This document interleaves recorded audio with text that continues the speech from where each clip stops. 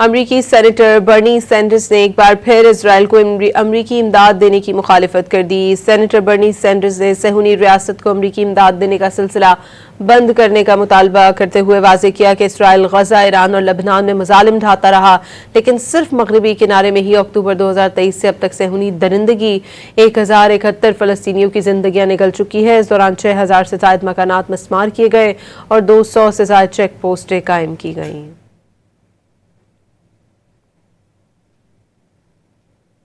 امریکی سینیٹر برنی سینڈرز نے ایک بار پھر اسرائیل کو امریکی امداد دینے کی مخالفت کر دی۔ سینیٹر برنی سینڈرز نے صہیونی ریاست کو امریکی امداد دینے کا سلسلہ بند کرنے کا مطالبہ کرتے ہوئے واضح کیا کہ اسرائیل غزہ، ایران اور لبنان میں مظالم ڈھاتا رہا، لیکن صرف مغربی کنارے میں ہی اکتوبر 2023 سے اب تک صہیونی درندگی 1071 فلسطینیوں کی زندگیاں نگل چکی ہے۔ اس دوران 6000 سے زائد مکانات مسمار کیے گئے اور 200 سے زائد چیک پوسٹیں قائم کی گئیں۔